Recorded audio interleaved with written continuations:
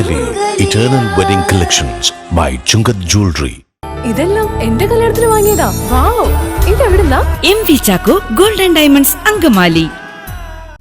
വിജ്ഞാനത്തിന്റെയും അറിവിന്റെയും ശക്തമായ അടിത്തറയിൽ നിന്നുകൊണ്ടാണ് മലയാളികൾ വിശ്വപൗരന്മാരായി മാറിയതെന്നും ആ പാരമ്പര്യം നിലനിർത്തുന്നതിൽ കൊച്ചി ശാസ്ത്ര സാങ്കേതിക സർവകലാശാല നിർണായക പങ്കുവഹിക്കുന്നുണ്ടെന്നും മന്ത്രി ഡോക്ടർ ആർ ബിന്ദു സർവകലാശാലയിൽ വിവിധ പദ്ധതികളുടെ ഉദ്ഘാടനവും ശിലാസ്ഥാപനവും നിർവഹിച്ച് സംസാരിക്കുകയായിരുന്നു മന്ത്രി.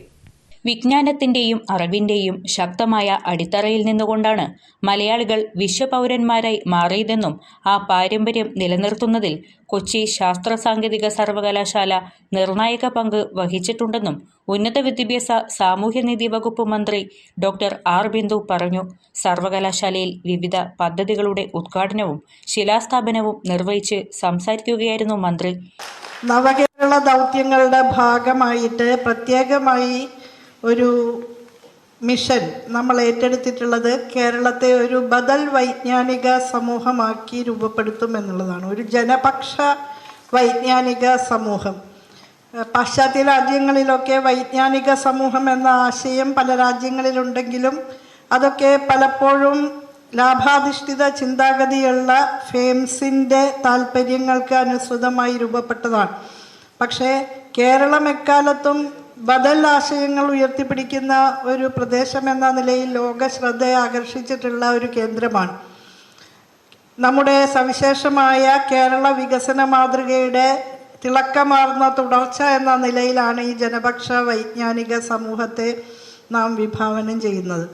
നമ്മുടെ സമൂഹത്തിൻ്റെ ഏറ്റവും മർമ്മപ്രധാന മേഖലകളിൽ കൃഷി, വ്യവസായം, ആരോഗ്യം, മാലിന്യ സംസ്കരണം ഇത്യാദി മേഖലകളിലൊക്കെ നിലനിൽക്കുന്ന പ്രശ്നങ്ങൾക്ക് പരിഹാരം നിർദ്ദേശിക്കാൻ നമ്മുടെ ഉന്നത വിദ്യാഭ്യാസ സ്ഥാപനങ്ങൾക്ക് കഴിയണം.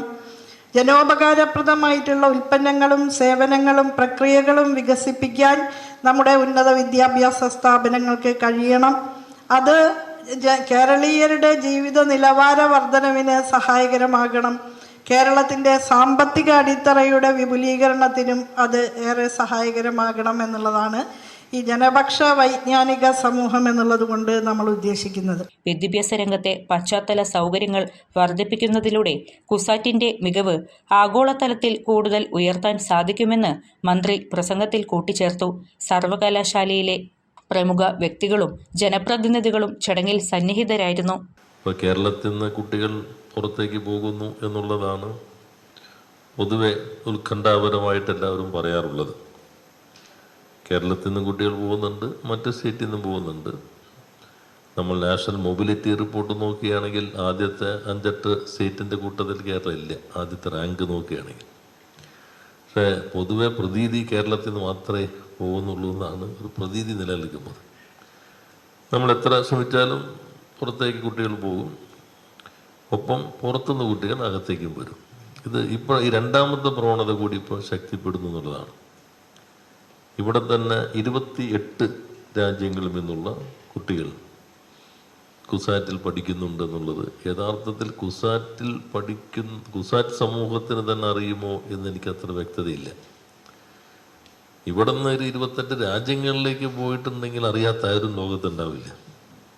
പുറത്തുനിന്ന് ലോകം കേരളത്തിലേക്ക് വരുന്നത് അറിയുന്നവരാരും ഉണ്ടാകില്ല എന്നതാണ് ഇപ്പോഴത്തെ ഒരു പ്രൊപ്പഗൻഡയുടെ ഒരു പ്രധാന രീതി എന്നുള്ളത്.